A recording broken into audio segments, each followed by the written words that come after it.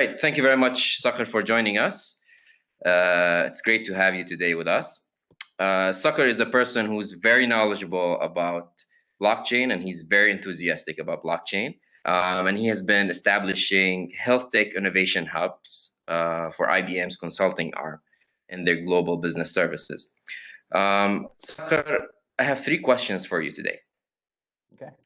And let me start with the following.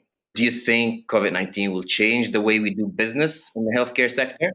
And I know that you are, a blockchain enthusiast. Do you think blockchain in healthcare will make a significant impact more than ever in 2020? Okay.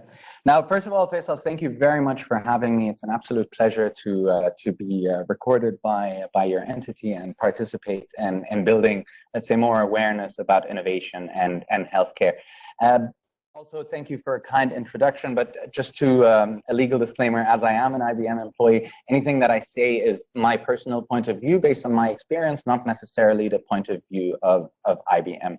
So it's more of, I'm happy to share my own knowledge, but IBM may have a different point of view.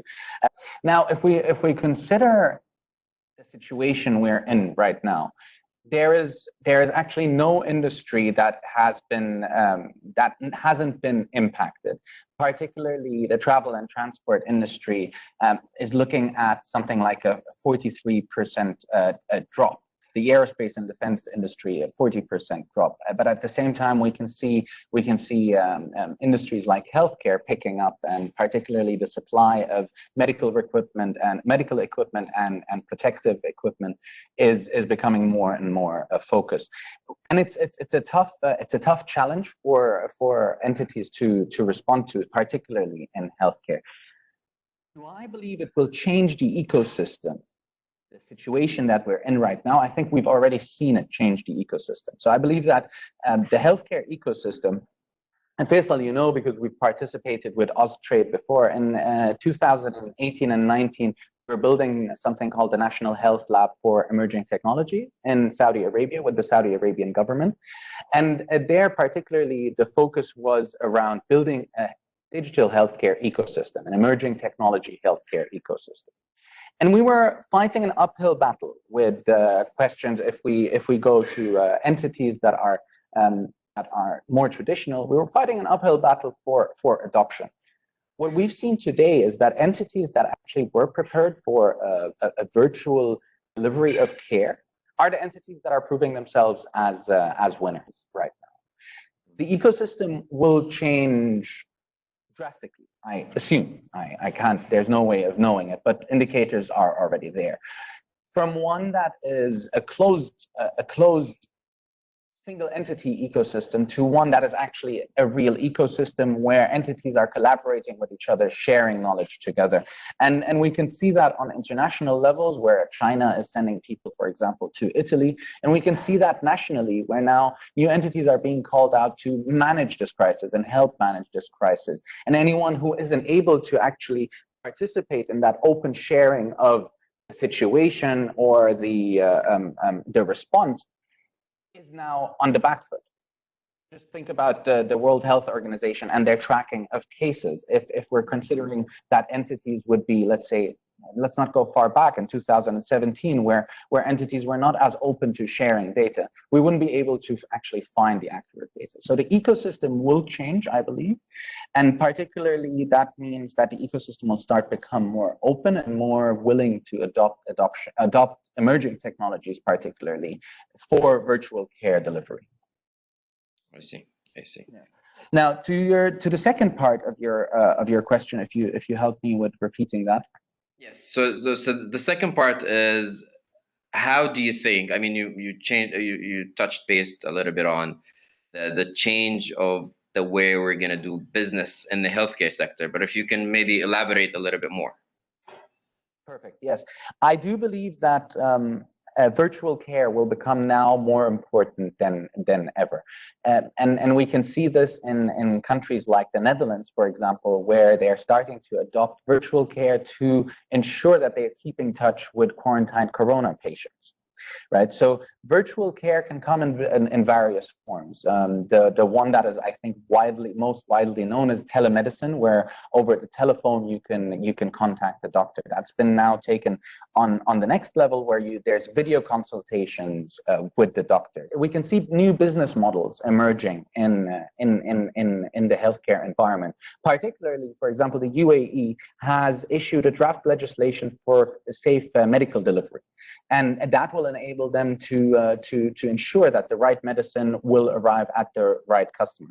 That again, when the UAE issued it, which was in January, and that only coincided with the situation we're in, was rather leading edge. Now, I believe that legislation around virtual care in all of its form, if it may be telemedicine, if it may be video consultations, if it may be even the delivery of safe delivery of medication, will become the new norm. It won't be a question like today where we say that, yes, this country is in a leadership position because they've adopted it. I think we'll actually come to a point where it's going to become mandated. The last one is on blockchain. So do you think blockchain in healthcare will make a significant impact more than ever in 2020? So first and foremost, thank you for not calling me a blockchain expert. I'm not sure if we've actually discussed this before or not, but I don't like to be referred to as a blockchain expert, although I've been on enterprise blockchain adoption since 2016. Just because the industry in itself, blockchain as a technology and in any particular industry, is so nascent and it's so fast moving that I don't think that anyone can claim much expertise on it. Now, we have actually interacted with healthcare entities on particular blockchain projects, and they're circling back on an original point that we're seeing right now, that COVID-19 is actually becoming a positive catalyst for the adoption of digital technologies, and particularly so in healthcare. Right. Back to one of the points that I raised is that I don't think it's going to be as much optional as it will be directed now, that you need to ensure that you can deliver safely in healthcare, particularly. Deliver care, deliver medicine, deliver equipment. And I do believe that we're going to start and see more adoption. Now, will it be immediately within 2020? Maybe not. What are the ideas we're already seeing out there and countries are starting to deploy? Tracking the number of cases on blockchain, sharing medical records on blockchain. And there's an article I've written on blockchain and healthcare that I've published on my LinkedIn that I'd invite the listeners and yourself to check out, please. Now, and there we can see that use cases are already being created. And I think that COVID-19 will only be a catalyst to adoption of these use cases. Okay, great. Thank you, Saqr. So, as you know, Austrade, we help Australian companies penetrate the Saudi and the Middle East market in general. And I want to look at the half glass full. So within the health tech industry, where do you currently see opportunities to fill the gap and help with the disruption caused by COVID-19? Okay, so that's a very good question. Thinking about this, I think the opportunity particularly lies in ensuring the consistency of the supply chain, right? Being able to track medical equipment, pharmaceuticals, even professionals, to a level where you can tap into them, right? So for example, in a situation like this, crisis response becomes more and more important. Maybe not all healthcare practitioners that are licensed are currently active. How do I actually reach out to them and tap into these healthcare practitioners, right? That's one. So if we think about how do we manage the supply chain of any resource, and that resource can be medical equipment, can be pharmaceutical, can be even a human resource, right? The next immediate need that we've alluded to also on the call is around virtual care delivery, right? And there are companies that already have existing platforms are now able to approach governments and speak to them. And I know that in Australia there are various companies. We're in touch with the MedTech actuator, and they're doing some impressive work over there. Last but not least, anything that to do with patient engagement. I think now more than ever, there is an increased focus on ensuring that the patients that you are providing virtual care to, you are engaging with them. It's not just a one-way street. You actually take feedback from them as well. There, particularly mental health. I think mental health will now become even more so a focus than before. Virtual delivery of this mental health. I'd also see that as maybe even breaking the barrier again for virtual mental health, because already mental health has been slowly but surely shifting towards the digital channels. But I think now with the majority of the world being quarantined, delivery of that mental health care is becoming even more important. So I'm sure there's other examples.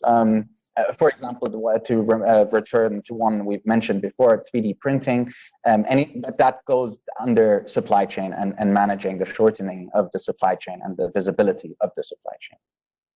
Great. Thank you very much for your generosity and time. Thank you for having me. It's an absolute pleasure, and you helped me do something good today and share knowledge. So that's a good thing. Thank you.